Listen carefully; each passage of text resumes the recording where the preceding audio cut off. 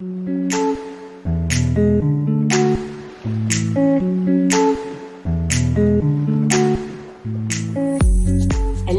ici Mathilde, dépuceleuse de talent chez La Magie Eden, et ma mission aujourd'hui est de vous guider vers l'autonomie, la liberté et la conscience pour que vous puissiez enfin devenir les vrais acteurs et actrices de votre vie.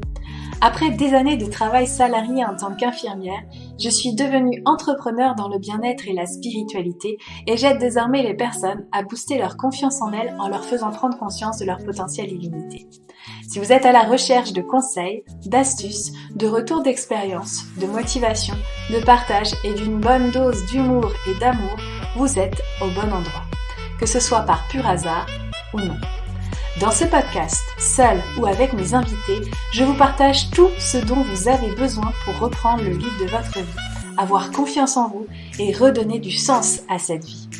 Vous avez choisi de sortir de l'hypnose du quotidien et je vais vous y aider. Bonjour et bienvenue dans ce nouvel épisode de podcast où aujourd'hui j'avais envie de te parler d'un sujet qui me tient particulièrement à cœur, un peu comme souvent d'ailleurs. Aujourd'hui j'ai envie de te parler d'être tout simplement CEO de ton entreprise, de ton activité. Alors juste pour remettre dans le contexte, CEO en fait c'est chef d'entreprise, c'est Chief Executive Officer et puis on admire mon magnifique anglais et mon accent. Donc aujourd'hui, j'ai envie de te parler de ce rôle de dirigeante qui est le tien parce que quand tu ouvres une activité, t'as pas forcément conscience que c'est le rôle que tu dois incarner pour ton entreprise. Et c'est ce qui fait toute la différence entre une entrepreneur qui réussit et une entrepreneur qui échoue. Donc j'ai vraiment à cœur de te partager ma vision au cours de cet épisode et je serai contente d'échanger avec toi sur le sujet. Donc déjà, reprenons les bases. Tout d'abord, définissons ce que signifie être CIO pour nous, entrepreneurs du bien-être.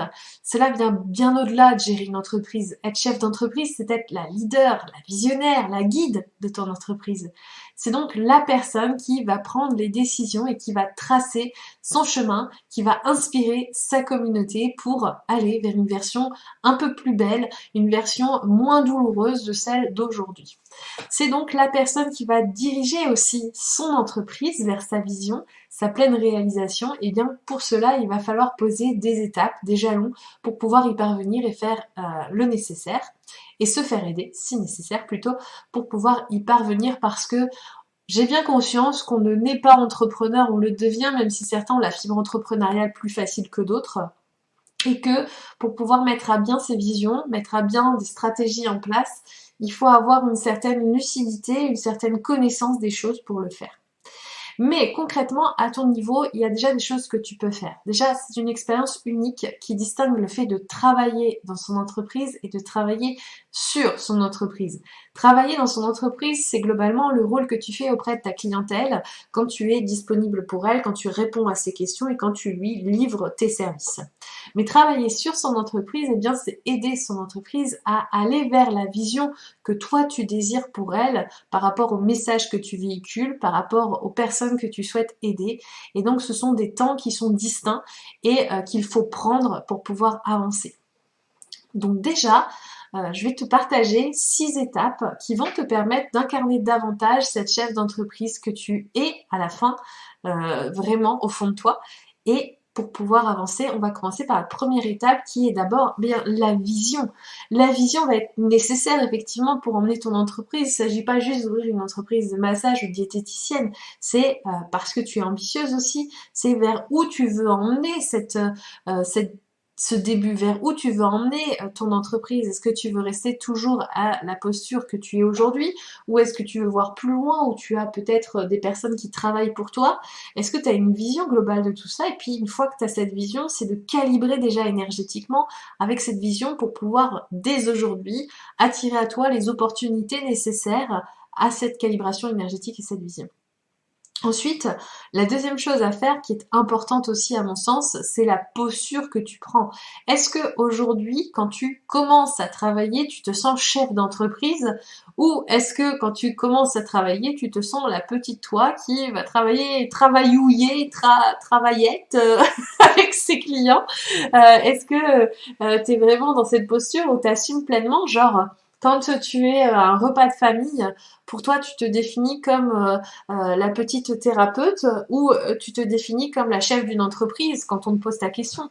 Il y a quelques années de ça, j'ai fait partie des Gilets jaunes parce que je considère qu'aujourd'hui, il y a beaucoup de choses au niveau social qui ne sont pas forcément très justes. Puis, on admire aussi ma blessure d'injustice par ici.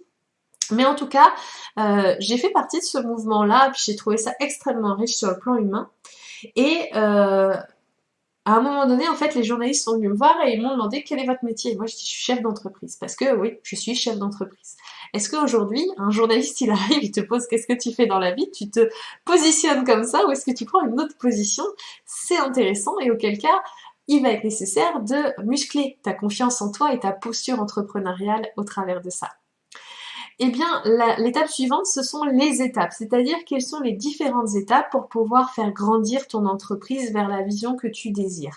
Est-ce que bien la première année, tu commences à à augmenter ta visibilité et faire tes premières ventes? Ou est-ce que tu fais juste tes premières ventes? De quelle façon tu imagines tes services? Comment ils servent? Quelle quantité de personnes ils servent? Une de mes visions, moi, personnellement, c'est de pouvoir organiser des événements pour un collectif à la hauteur de ceux de Tony Robbins. Oui, je suis très ambitieuse et j'assume complètement, mais j'adorerais pouvoir changer la vie des personnes au cours de meetings de 3 jours et vraiment leur donner les clés les plus impactantes pour changer durablement leur vie. Alors, je ne serai pas forcément sur les mêmes sujets que lui, mais en tout cas, le format utilisé me plaît énormément. Ensuite, on va retrouver la rigueur et la discipline. C'est une nécessité si tu veux te donner le loisir de nourrir cette vision. C'est-à-dire que si ton objectif, comme moi, c'est de nourrir un grand monde, il va falloir être discipliné pour pouvoir faire en sorte de faire grandir son audience, par exemple, ou en tout cas de rencontrer le bon réseau pour la faire grandir. Et ça va te demander de sortir de ta zone de confort, ça va te demander de faire des choses qui ne sont pas habituelles, mais qui vont devenir une habitude, et cette discipline, tu ne la verras même plus. Donc en fait, c'est juste au début que ça devient c'est un peu complexe pour le mental, et en fait après, c'est devenu comme un automatisme. C'est comme au début, quand on apprend à se laver les dents, les enfants ils sont un peu récalcitrants, puis après, tu te poses plus la question, tu le fais machinalement le matin et le soir. Enfin, je veux dire, c'est d'une logique indiscutable. C'est d'une logique indiscutable, n'est-ce pas? Oui. Alors, après, l'étape suivante qui semble importante, c'est la prise de décision. En tant que chef d'entreprise, tu prends des décisions et des micro-décisions à chaque instant. Et la question est de savoir est-ce que cette décision elle est en train de nourrir ta vision ou est-ce que cette décision, elle n'est pas en train de la nourrir et que tu es en train de faire plaisir à l'autre. Par exemple, on va te solliciter pour pouvoir intervenir dans un complexe X ou Y. Et en fait, tu te rends compte que ce complexe, il n'est pas en lien avec tes valeurs. Pour autant, il pourrait te donner de la visibilité et la question est de savoir est-ce que tu nourris tes valeurs, est-ce que tu nourris ta visibilité, quel est le plus important pour toi et d'être vraiment droit dans cette prise de décision et surtout là où tu mets ton énergie. Est-ce que ton énergie, en acceptant de travailler avec cette proposition qui t'est faite, va nourrir ta grande vision? Ou est-ce que ce n'est pas le cas et auquel cas tu passes à autre chose et ça n'a rien à voir vis-à-vis de la personne qui te fait la proposition et qui reconnaît en toi quelqu'un de compétent. Ça a juste à voir avec qu'est-ce que tu veux nourrir vraiment et t'es chef d'entreprise, t'es pas à la tête d'une association, c'est important de le voir et je dis ça parce que des fois, même souvent, c'est surtout des amis qui vont venir te solliciter, ah tu pourrais peut-être faire ça pour moi, etc. Sauf que si ça nourrit pas tes buts et que tu sens que t'es à la bourre, bah ta décision en fait elle va être vraiment prise en fonction de là où tu veux mettre ton énergie et dans quoi.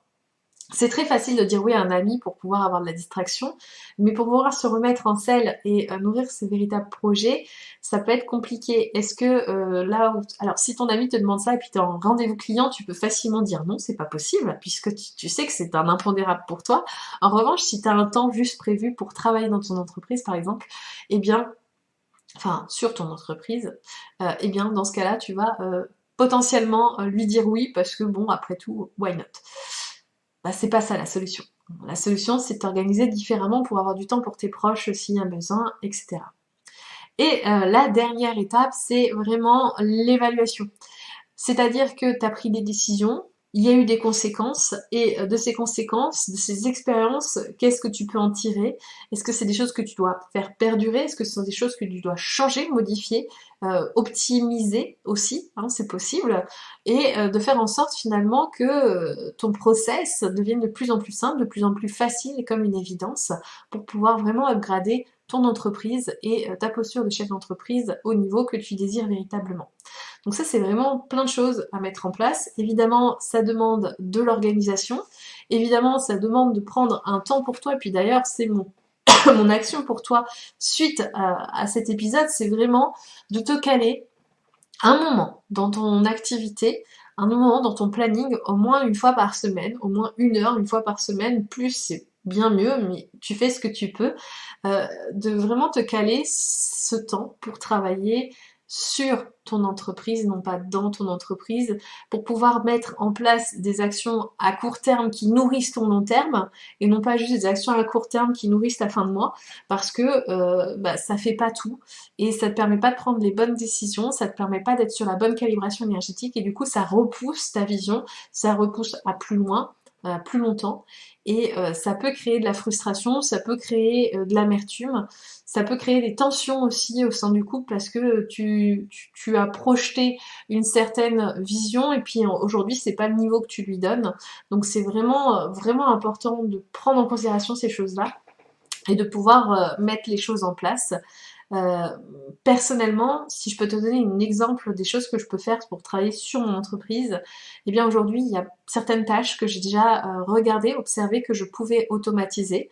Il y a des tâches que je peux déléguer et j'ai déjà les feuilles de tâches pour la personne que je vais pouvoir employer. Je commence à déléguer certaines choses comme la rédaction de ce podcast, c'est-à-dire que je fais un plan global, j'enregistre ma voix et Adeline, merveilleuse Adeline, va faire le travail de retranscription pour que tu puisses lire aussi ce qui a été dit sur le blog. Donc voilà, c'est aussi une possibilité, c'est une façon de s'organiser, c'est des choses qu'en fait je prenais le temps de faire avant et aujourd'hui elles me dégagent du temps que je peux passer avec mes clientes ou avec ma famille en fonction de mes projets. Voilà pour ce que je souhaitais te partager sur le rôle de chef d'entreprise, de dirigeante, du fait de fédérer aussi, pourquoi pas avoir plus tard des personnes sous tes ordres, je vais pas dire sous tes ordres, mais en tout cas qui collaborent avec toi. C'est plus joli qu'ils collaborent avec toi.